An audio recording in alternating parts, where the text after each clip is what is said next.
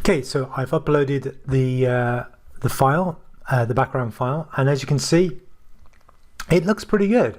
You know, I think that looks sort of underwatery. I guess we could play around with it a bit more, maybe blurring out certain elements, but you know, I think that looks fine. So what we want to do, obviously this is aimed, you can tell that this is going to be aimed more at children. So we want to add some elements that are closer, that don't move in such a way, so it gives it a little bit more of a 3D feel, I think. So I've just typed in ocean, and we want to find this clip art or these elements, these graphics that are free again. So I've clicked on that, and we want to add this maybe to the foreground here. The great thing is with these magic recommendations, we can add other elements. So let's add this guy here, and we'll put him maybe right at the back, you know, something like, we could sort of add him right there, and maybe we could add this stone at the forefront, this sort of here, you know, this maybe there, because we want the main character to be there. And we can keep adding these elements just to give it that sort of look and feel of something more more 3D. So let's have a look at that.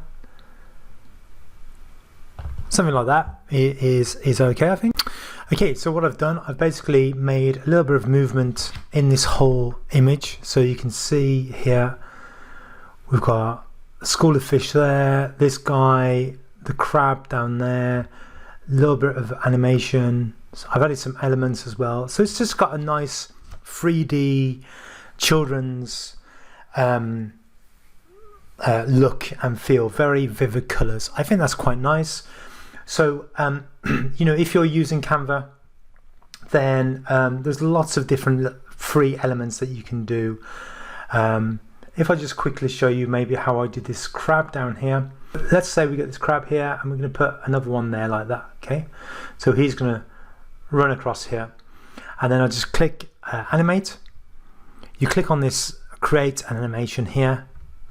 Then you basically just drag him across like that, and let's say he's going to hide behind here. Okay, so you can see there's two of them. This guy's going across there like that, and then what you want to do, obviously he's going to come from behind the rock, and he's going to go behind this coral.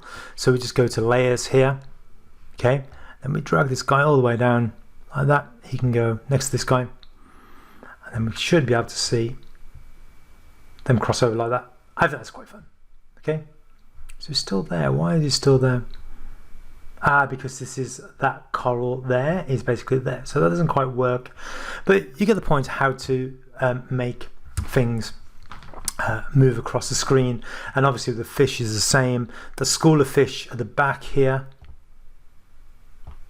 if you see these guys here, I put them right in the distance, and I just duplicate it.